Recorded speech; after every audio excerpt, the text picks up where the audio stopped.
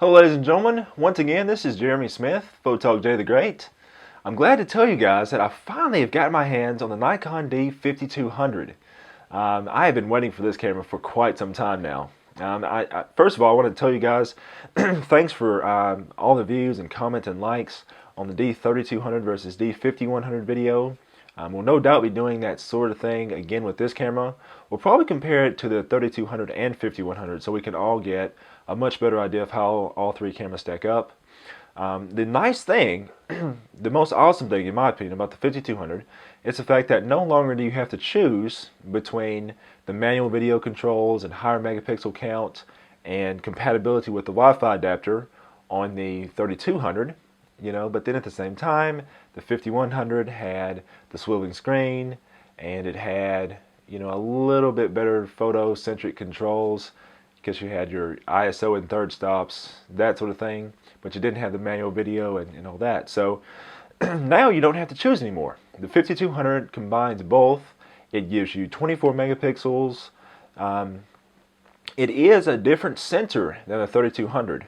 And it seems like apparently it's not a Sony sensor like so many other Nikon cameras have been, but we'll talk about that a little bit later. And it also gives you the compatibility with the WU-1A Wi-Fi adapter.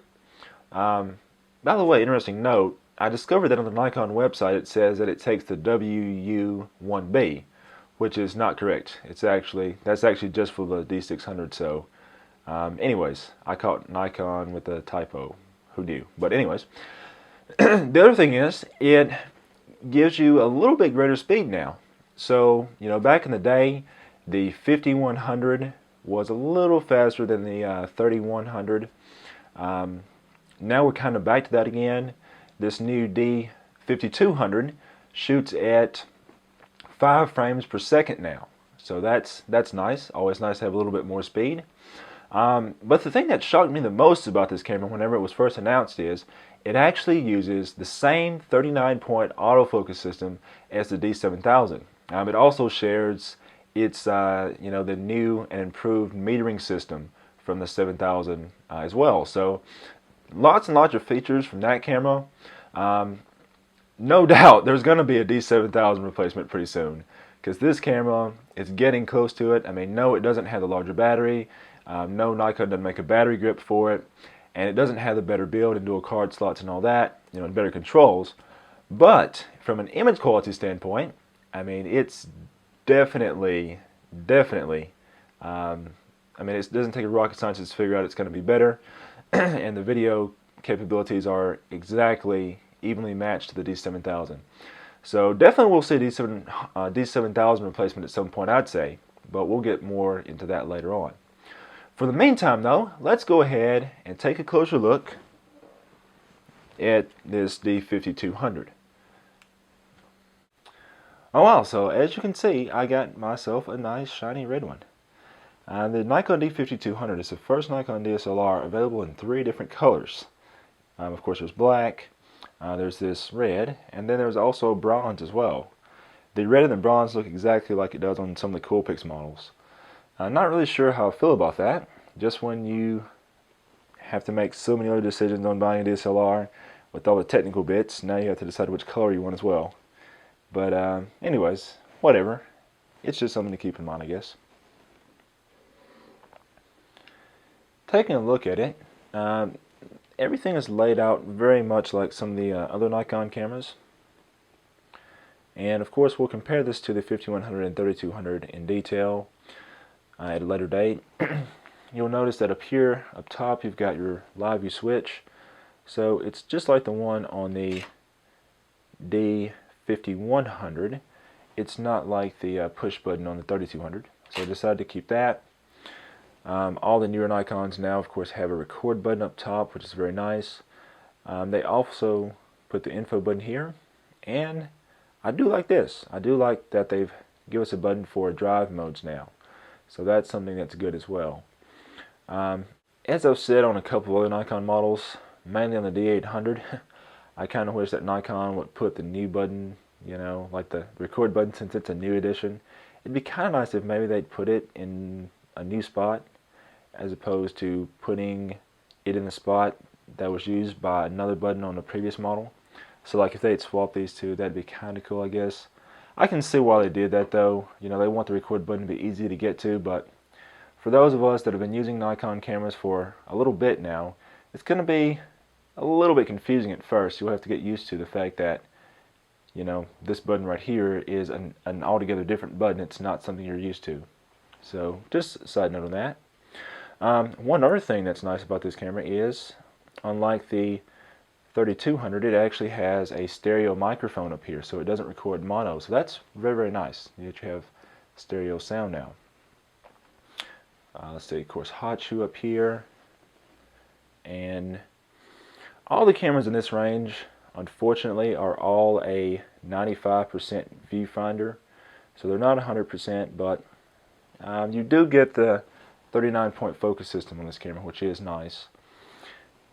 All the intro level DSLRs also are something called a pin of mirror as opposed to a pin of prism, which basically that just means you're going to end up with a viewfinder that's not as bright.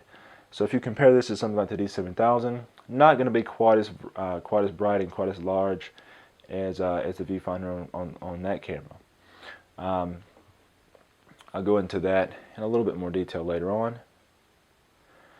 The first thing I noticed whenever I turned on this camera is the fact that the interface is now different, and I gotta say I really like it. So let's look at this a little closer. I should have changed the timeout period because it keeps going to sleep on me. But anyways, right now I'm in full manual mode on this camera. Sorry guys, you guys are definitely going to see a lot of fingerprints on this red. I mean, it's like a fingerprint magnet. One of the main things on this interface is that it's now, of course, you've got your shutter speed here. F-stop has changed the exact same way. Press and hold the button and rotate the dial there. Nikon has always had this little graphic right here on their intro level DSLRs that shows exactly, you know, what different f-stops look like, so that way you can remember a smaller f number is, you know, not less light, it's actually more light. So that's a nice little reminder of that. But they also have the shutter speed set up on a new little graphic as well, which is not the way it used to be. So if you take a look at that, the thing I like about this is this camera is adjusted in third stops as far as the shutter speed is concerned, and but the nice thing is all the numbers that are on this little virtual dial here are actually the full stops.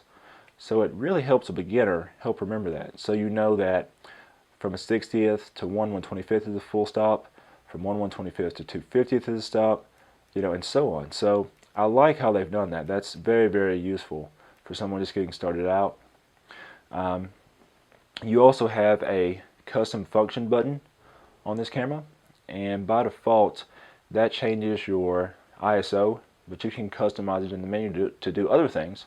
So if we hit that button, if I can find it, there we go.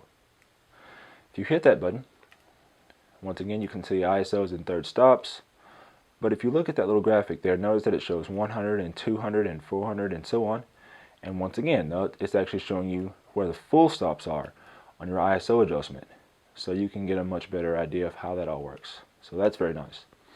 One of the other things that they did on this camera is they gave it Nikon's new and improved auto ISO capability. So if you think about something like the D800, which added the auto ISO mode where it basically automatically observes a reciprocal rule for you. You know, it says, okay, you're shooting with a 200mm lens, so you need a 200th of a second shutter speed.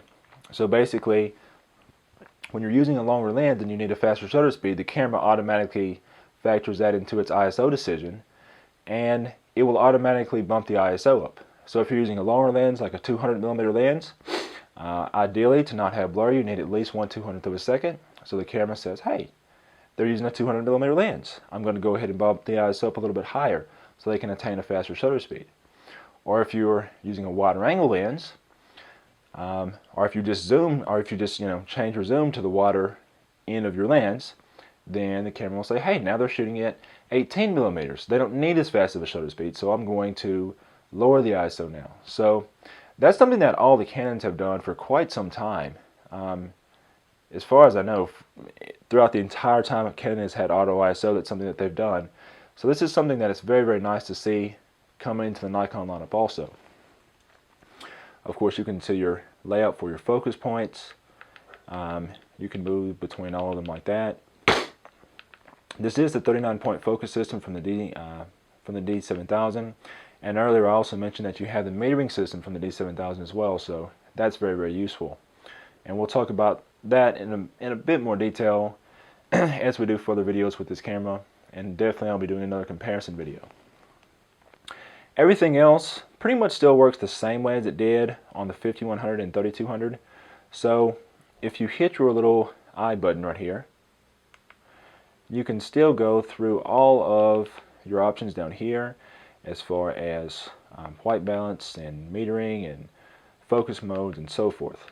So they changed up how this looks on the other cameras. It's all on like a little line over on the right hand side. Now they put it at the bottom, but it essentially does the exact same thing here as it does on those cameras.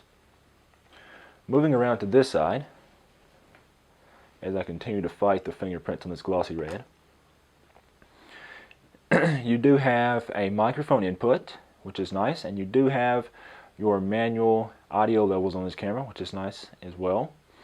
You've got your USB, and then you've got the connection for your remote jack or your GPS terminal. As I mentioned earlier, this is compatible with Nikon's WU1A wireless adapter, so that would actually plug in up at the top. And then you have your mini HDMI right down here, so that's nice also. And of course, as I pointed out on a few of the other newer Nikons, yeah, Nikon, they're awesome now. They learned how to make rubber doors the proper way. Little hinge there so you don't have to worry about it stretching out over time. Totally awesome on that. All in all, I'm very excited about this camera. I think it looks very, very good. Not so much in this red, to be honest with you, but everything else I'd say is a win.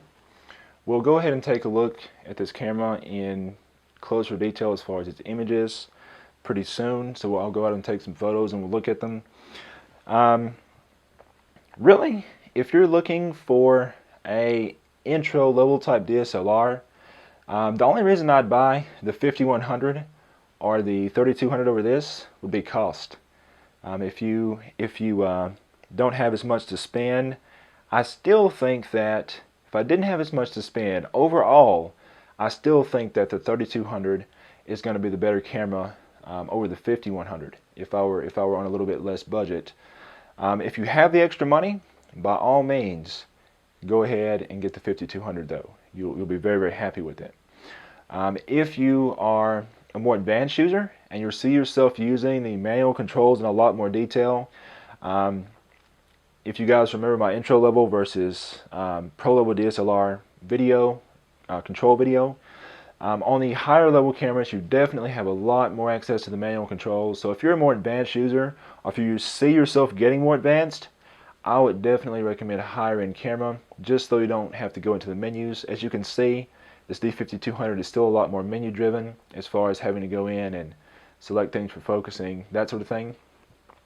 So if you're a higher level user, something like the D7000 makes more sense. Although at this time, unless you just absolutely need a camera right now, I'd say wait a little bit on the D7000, because I suspect we'll be seeing a replacement for it very, very soon. Once again, this has been Jeremy Smith, Photog J the Great.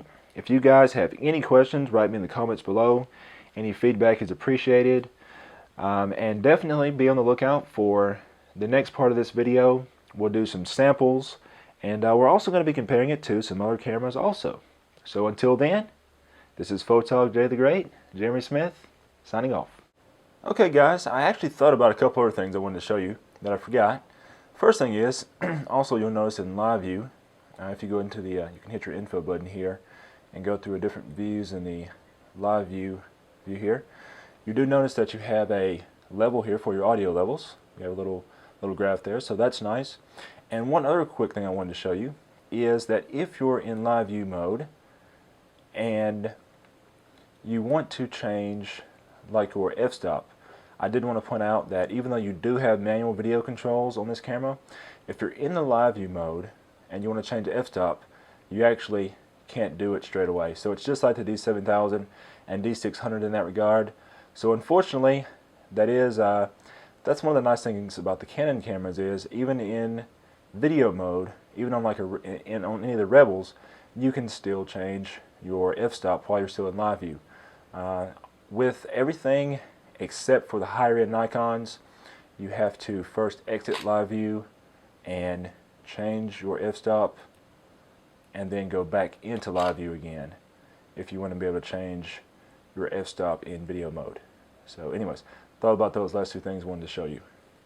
If anyone has any questions, just write me in the comments below and we will be doing more with this camera very, very soon.